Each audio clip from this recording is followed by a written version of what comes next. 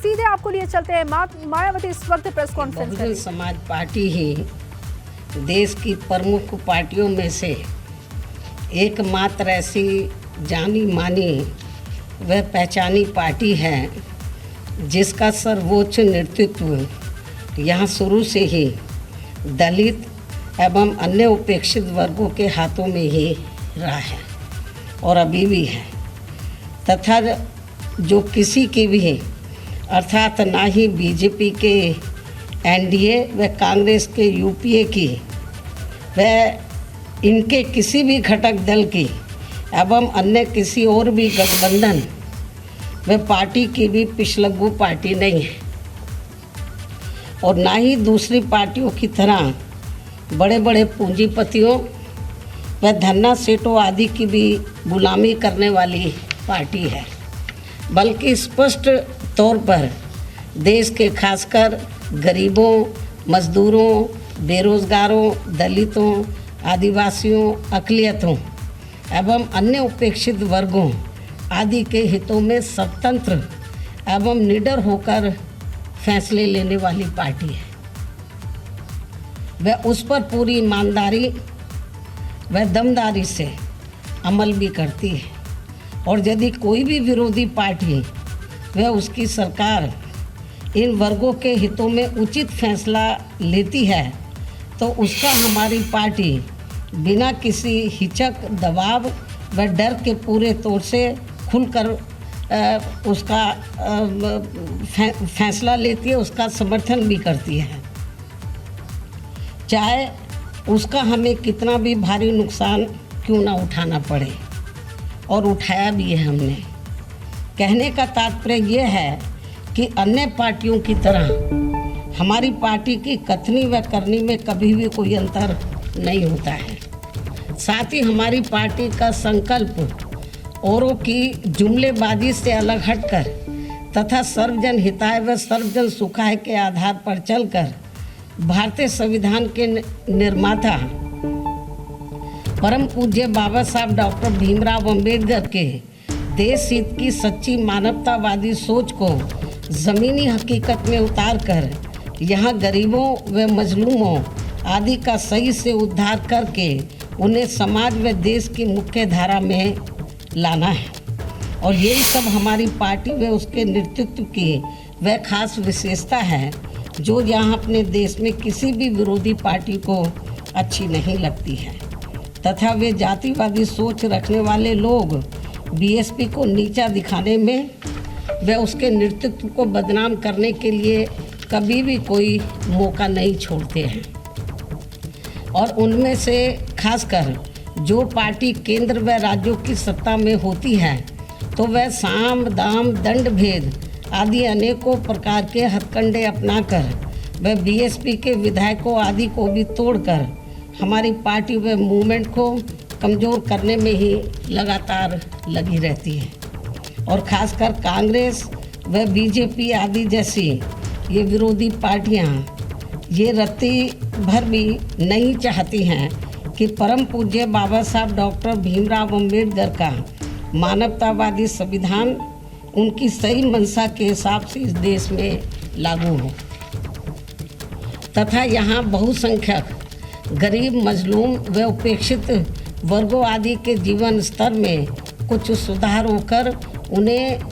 लाचारी व गुलामी के त्रस्त जीवन से थोड़ी राहत एवं मुक्ति मिल सके। जबकि यहाँ यूपी में बीएसपी के नेतृत्व में 4 बार के रहे शासनकाल में प्रदेश ही नहीं बल्कि पूरे देश ने ये देख लिया है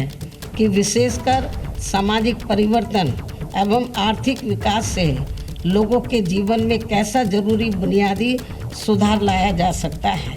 हालांकि इस मामले में दूसरी सभी पार्टियों का रिकॉर्ड, जो विरोधी पार्टियों का रिकॉर्ड है, वो मुंह में राम बगल में छुरी वाली कहावत को ही अब तक दर्शाता रहने का ही रहा है। ऐसे में ये स्पष्ट है कि विशेषकर कमज़ोर वर्गों, जनहित व जन कल्याण के खास मामले में बीएसपी के आयरन बिल पावर किसी भी विरोधी दल को कैसे पसंद आ सकता है। इसलिए उनका षड्यंत्र पहले की तरह ही अभी भी लगातार जारी है और ये सब देश में होने वाले इस बार के राष्ट्रपति चुनाव के दौरान अब फिर से हमें यहाँ देखने को मिला है। इस संबंध में भाजपा जहाँ सर्वसम्मति से सत्ताधारी एनडीए गठबंधन के उम्मीदवार तय करने के लिए अपनी विपक्षी पार्टियों से संपर्क करने का दिखावा करती रही है, तो वही विपक्षी दल एक संयुक्त उम्मीदवार तय करने के लिए अपनी मनमानी बैठ के करते रहे हैं और इन्होंने उस प्रक्रिया में बीएसपी को अलग थलग रखा है। ये सब इनकी जातिवादी मानसिकता नहीं है तो और क्या है, जबकि बीएसपी जनहित के लगभग हर खास मामले में भाजपा के खिलाफ विपक्ष का हमेशा से सहयोग करती रही है। किंतु पहले बंगाल की मुख्यमंत्री द्वारा दिनांक 15 जून को विपक्षी पार्टियों की बैठक में एक तरफा व मनमाने तौर पर केवल चुनिंदा पार्टियों को ही बुलाना और फिर उसके बाद श्री शरद पवार द्वारा दिनांक 21 जून को इसी प्रकार की बैठक में बीएसपी को नहीं बुलाना आदि इनके ये जातिवादी इरादों को स्पष्ट करता है।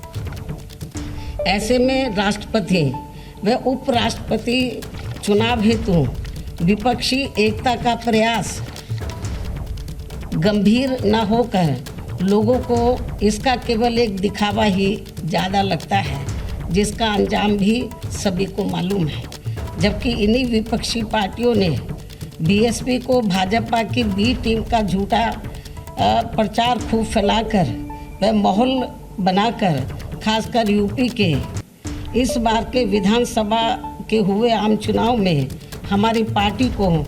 काफ़ी नुकसान किया है। बल्कि इन्होंने एक विशेष समुदाय को बीएसपी के खिलाफ व सपा के पक्ष में इतना ज़्यादा गुमराह किया कि सपा तो हारी ही हारी, अंत में भाजपा यहाँ दोबारा से सत्ता में आ गई। लेकिन इस आत्मघाती रवैये के बाद भी विपक्षी पार्टियों का बीएसपी विरोधी जातिवादी रवैया अभी भी बरकरार है, जिसके बाद निश्चय ही बीएसपी अब किसी भी मामले में अपना निर्णय लेने के लिए पूरी तरह से स्वतंत्र व आज़ाद है। जो बीएसपी के प्रति विपक्ष की जारी जातिवादी नीति की ही करनी धरनी का ही परिणाम है और ऐसे संकीर्ण जातिवादी तत्वों को ना तो पहले परम पूज्य बाबा साहब डॉक्टर भीमराव अंबेडकर व उनका मानवतावादी मूवमेंट गवारा हो रहा था और ना ही अब इन्हें बीएसपी को फलना फूलना हजम हो पा रहा है, क्योंकि बाबा साहब डॉक्टर भीमराव अंबेडकर के ज़बरदस्त जीवन संघर्षों से जो कुछ देश के गरीबों, मजदूरों, बेरोजगारों, दलितों, शोषितों, पीड़ितों आदि को संवैधानिक व कानूनी तौर पर मिला वह ऐतिहासिक व अनमोल था। और फिर इसके बाद उनकी अनुयायी पार्टी बीएसपी के माध्यम से इन उपेक्षित समाज के करोड़ों लोगों को उनके जो संवैधानिक व कानूनी अधिकार जमीनी स्तर पर खासकर यूपी में मिल पाया है वे बेमिसाल है, जो इन सभी बीएसपी विरोधी पार्टियों को कैसे हजम होने वाला है। इसलिए अलग अलग पार्टी होते हुए भी बीएसपी के विरोध के मामले में भी ये सभी पार्टियां अंदर अंदर एक हो जाती हैं और हमें नुकसान पहुंचाती हैं। लेकिन बीएसपी ये सब कड़वा सच जानकर व समझकर यहाँ गरीबों, शोषितों व उपेक्षित वर्गों आदि के हित में परम पूज्य बाबा साहब डॉक्टर भीमराव अंबेडकर की तरह ही पत्थर काट कर अपना रास्ता खुद बनाने के लिए लगातार संघर्ष करती रहती है और इन वर्गों का हित एवं आत्मसम्मान व स्वाभिमान बीएसपी के लिए सर्वोपरि है, जिसके लिए हमारी पार्टी कभी भी किसी से कोई समझौता कतई नहीं करती है तथा अब वर्तमान समय में इसी कड़ी में राष्ट्रपति चुनाव में अपना फैसला खुद लेने के लिए स्वतंत्र है, आज़ाद है। जिसके तहत ही हमारी पार्टी ने आदिवासी समाज को अपनी मूवमेंट का खास हिस्सा मानते हुए द्रौपदी मुर्मू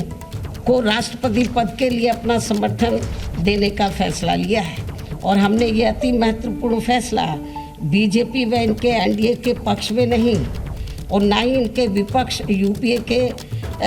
विरोध में कोई सोच कर लिया है, बल्कि अपनी पार्टी व मूवमेंट को विशेष ध्यान में रखकर ही एक आदिवासी समाज की योग्य व कर्मठ महिला को देश का राष्ट्रपति बनाने के लिए ये खास फैसला लिया है। हालांकि वह कितना फ्रीली होकर वह बिना किसी दबाव के कार्य कर पाएगी, ये तो आगे चलकर समय ही बताएगा। अंत में अब मैं अपने आदिवासी समाज की महिला को देश का राष्ट्रपति बनाने के लिए अपनी पार्टी का वोट देने का ऐलान करते हुए अपनी बात यही समाप्त करती हूँ। धन्यवाद। तो बीएसपी सुप्रीमो मायावती को आप सुन रहे थे और राष्ट्रपति चुनाव में एनडीए उम्मीदवार को बसपा ने अपना समर्थन दे दिया है। राष्ट्रपति उम्मीदवार द्रौपदी मुर्मू को बसपा ने अपना समर्थन दिया, साथ ही साथ विपक्ष को घेरा, भारतीय जनता पार्टी को भी घेरा और कहा कि ये इसलिए नहीं कि भारतीय जनता पार्टी को वो अपना समर्थन दे रही है, बल्कि इस वजह से क्योंकि उनके मूवमेंट से लोग जुड़े रहे हैं, आदिवासी समाज के लोगों ने उनके लिए काम किया है और आज अगर आदिवासी समाज से कोई योग्य महिला राष्ट्रपति बनने जा रही है तो फिर वो इस बात का समर्थन करती हैं। बसपा को बीजेपी का बी टीम बताया जाता है, इसका भी जिक्र उन्होंने किया और कहा कि विपक्ष ने सिर्फ माहौल खराब किया विधानसभा चुनाव में। राष्ट्रपति चुनाव को लेकर बीएसपी सुप्रीमो मायावती को आप यहां पर सुन रहे थे। आदिवासी महिला द्रौपदी मुर्मू को मेरा समर्थन है।